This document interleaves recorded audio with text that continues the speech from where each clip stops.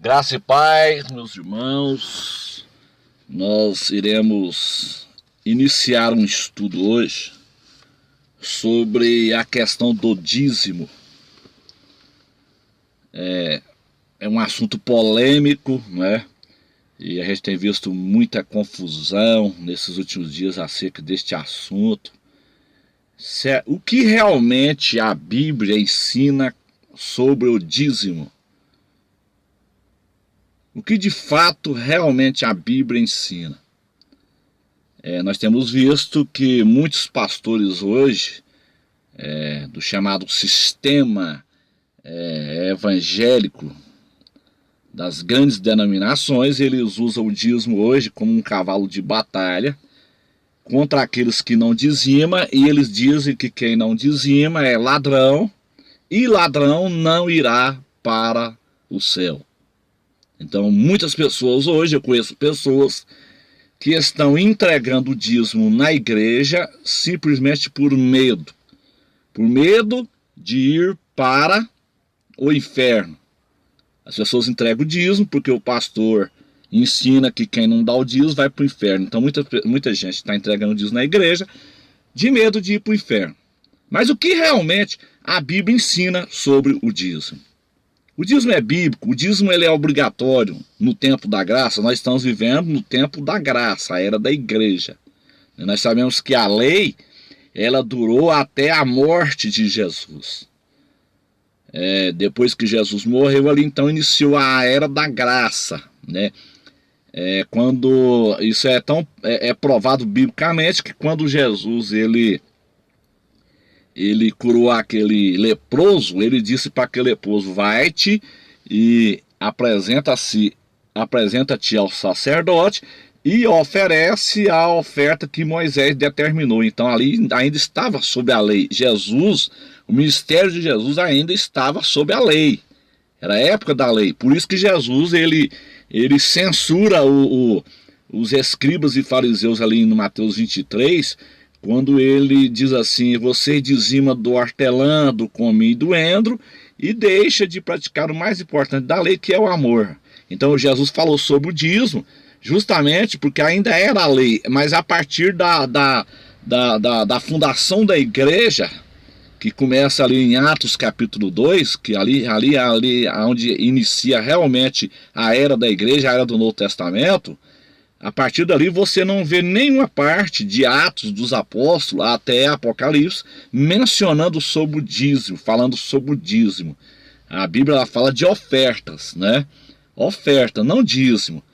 Por que realmente que as pessoas então, a maior parte dos pastores, dos pregadores, eles usam esse termo do dízimo para fazer esse cavalo de batalha aí contra os irmãos que não dizima, dizendo que o irmão vai para o inferno? Irmão, isso não é verdade. A pessoa ela só vai para o inferno se ela rejeitar a salvação.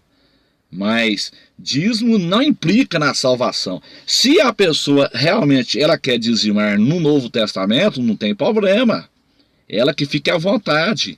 Agora o problema é acusar quem não dizima.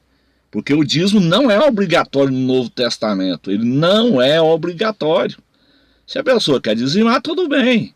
Também não é errado a pessoa dizimar. Então eu vou trazer aqui um ensinamento bíblico, porque na nossa igreja nós trabalhamos dessa forma. Na minha igreja que eu dirijo, a pessoa não é obrigada a dizimar, a pessoa não é obrigada a ofertar lá. A pessoa fica à vontade e quando Deus toca no coração, a pessoa oferta lá na nossa igreja. É assim que nós trabalhamos, nós vivemos pela fé. E Deus tem suprido as nossas necessidades na nossa igreja, não tem faltado nada. Mas eu nunca preguei dízimo na nossa igreja e nem tampouco oferta. Porque eu vejo que muita gente está entregando o dízimo por medo de ir para o inferno. Então o problema é a má interpretação do livro de Malaquias. Nós temos que analisar que o livro de Malaquias ele está dentro da lei de Moisés. Malaquias está ainda dentro da lei. Então o livro de Malaquias ele não foi escrito para a igreja. Eles aplicam na igreja, mas o livro de Malaquias foi escrito para Israel. Então este é o problema da má interpretação, da falsa hermenêutica. Primeiro você tem que analisar para quem Deus falou. Malaquias, Deus está falando com Israel. Então você tem que analisar nas escrituras o que está sendo escrito para Israel e o que está sendo escrito para a igreja.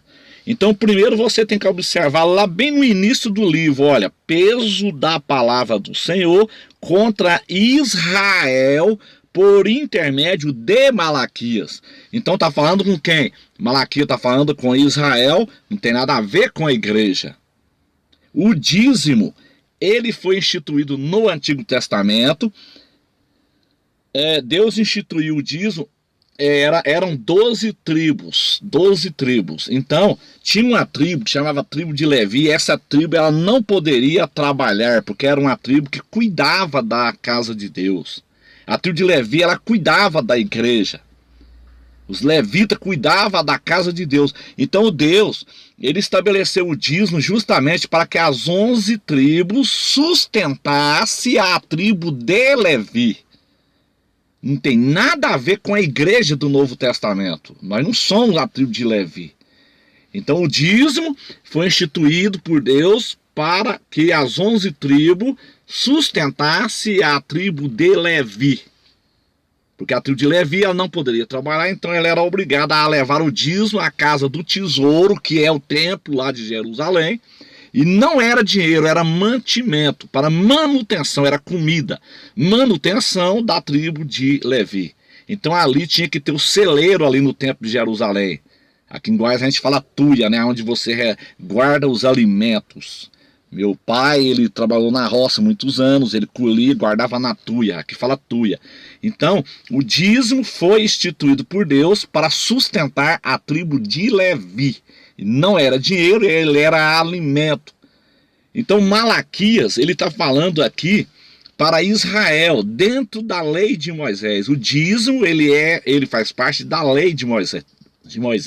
Então, hoje, nós estamos vivendo na graça. Nós estamos vivendo no tempo da graça. Então hoje não é obrigatório você entregar dízimo. Você entrega se você quiser e se você puder.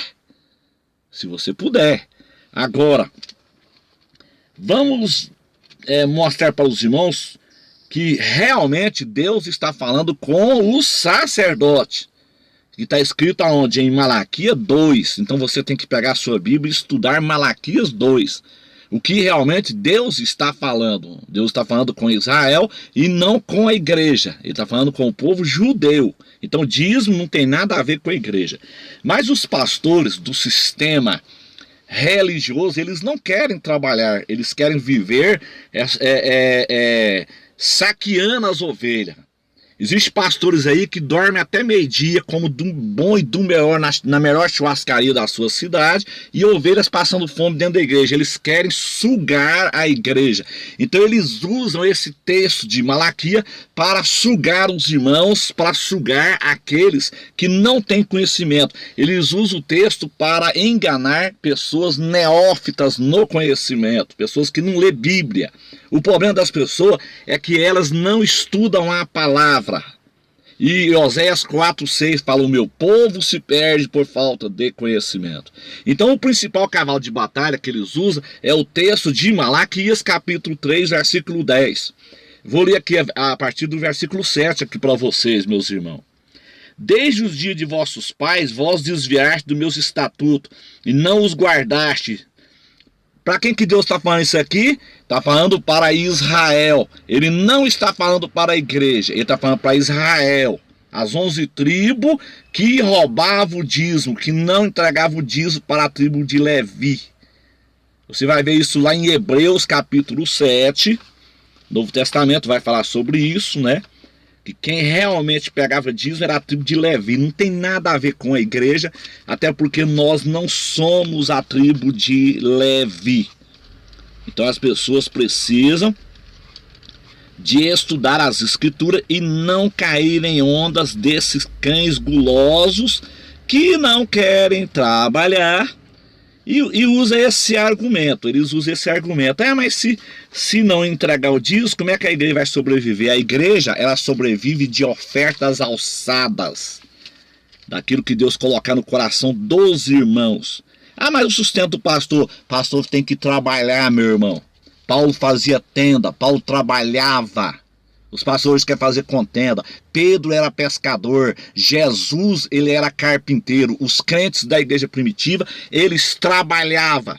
E Paulo diz assim, ó, quem não trabalha é bom que não coma também. É bom que não coma também. Então você tem que trabalhar. Não vem com esse argumento aí, ah não, se não entregar o dízimo, como é que o pastor vai sobreviver? Pastor tem que trabalhar, porque pastor, ele não fica o dia todo por conta de igreja não. Isso é conversa fiado. Isso é conversa para boi dormir. Eu conheço pastores que dormem o dia inteirinho aí e botam as ovelhas para poder ficar visitando, bota as irmãzinhas humildes para ficar no círculo de oração sustentando a igreja e ele mesmo está de boa. Isso aí está tudo errado. Então vamos aqui, ó. Hebreus capítulo 7, deixa isso claro, ó. Versículo 5.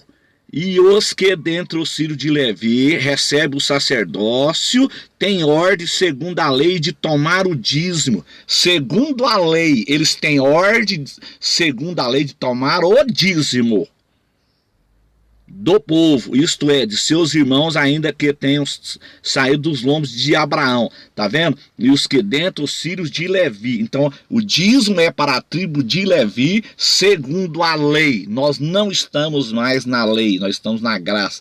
Então dízimo hoje no Novo Testamento não é obrigatório e você não vai para o inferno se você não der dízimo, meu irmão. Quem está ensinando isso aí está ensinando errado, pode refutar, pode contestar. Se você está entregando o dízimo de medo de ir para o inferno, largue de entregar, porque isso aí não adianta. Não adianta. Isso aí você está entregando o dízimo sob pressão desses pastores. Dízimo no Novo Testamento não é obrigatório. Se você quiser entregar como oferta, tudo bem, mas não entregue como dízimo também, porque nós não estamos na lei, nós estamos no tempo da graça. Então vamos voltar aqui para Malaquias. Então Deus está falando com quem? Israel. Malaquias está falando com Israel. Eu vou parar aqui o áudio, senão fica muito grande, né? E eu vou continuar no outro áudio.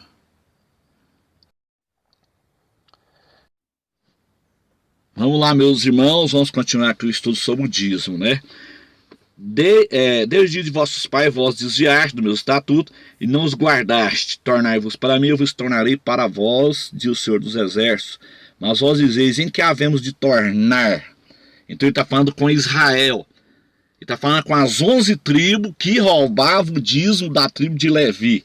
Roubará o homem a Deus, todavia vós me roubais e dizeis em que te roubamos nos dízimos e nas ofertas. Ele está falando com as 11 tribos que roubavam o dízimo da tribo de Levi. Eles tinham que entregar o dízimo na casa do tesouro para sustentar a tribo de Levi. Nessa época aqui não existia igreja, aqui era o tempo da lei. Então não tem nada a ver com a igreja isso aqui, meus irmãos. Os pastores que estão aplicando isso aqui na igreja, eles estão agindo de uma maneira, agindo de esperteza. Porque eles não querem trabalhar, eles querem viver saqueando o povo, saqueando as ovelhas. Então no versículo 9 está dizendo assim, com maldição sois amaldiçoados, porque a mim roubais, sim, toda esta nação. Preste atenção, toda esta nação. Está falando com quem? Com a nação de Israel. Não está dizendo nações. Não está falando nações. Brasil, Argentina, Paraguai, Uruguai, Chile, Peru. Não está falando nações. Está falando nação. Então quem roubava o dízimo? A nação de Israel. As 11 tribos que roubavam o dízimo da tribo de Levi. Não tem nada a ver com a igreja. Versículo 10. Que é o principal cavalo de batalha dos que cobram dízimo dos irmãos, dos que colocam a faca no pescoço dos irmãos, conforme está escrito em Ezequiel 34 e Isaías 56, são cães gulosos, são pastores que estão arrancando a lã, lambendo a lã das ovelhas, irmãos que passam fome dentro da igreja, que deixam de comprar 1 quilo de carne para dentro de casa, para entregar o dízimo na igreja, irmão que deixa de comprar 1 litro de leite para o seu filho, para dar o dízimo na igreja, está tudo errado, meu irmão. Primeiro na nossa vida é Deus. segundo é família e terceiro é a igreja. Deus não se agrada de você pegar o seu dízimo suado, entregar na igreja para sustentar esses cães gulosos e o seu filho precisando de um remédio, precisando de 1 litro de leite dentro de casa. Tá tudo errado, meu irmão, não faça isso. Pare de sustentar esses cães gulosos. No momento que você parar de sustentar esses cães gulosos, eles vão procurar trabalhar. Paulo trabalhava, Jesus trabalhava, os discípulos trabalhavam. Nós temos que trabalhar dia e noite para não sermos pesados ao nosso irmão. Então vamos para o versículo 10. Trazei todos os dias na casa do tesouro. Esse é o cavalo de batalha dos cães gulosos. Trazei todos os dias a casa do tesouro. Onde é a casa do tesouro? Onde é a casa do tesouro? O templo de Jerusalém. Porque o dízimo era levado para a tribo de Levi. Casa do tesouro não é esse sistema religioso. Casa do tesouro não é essas igrejas evangélicas do sistema religioso que está saqueando o povo, não. Casa do tesouro era o templo de Jerusalém. Trazer todos os dias a casa do tesouro para que haja mantimento na minha casa. Mantimento é o que? Comida, alimento no templo de Jerusalém para socorrer a tribo de Levi. Alimento na casa do tesouro para socorrer a tribo de Levi, porque ela não poderia trabalhar. Ela cuidava da casa de Deus. Depois fazei prova de mim, diz o Senhor dos Exércitos.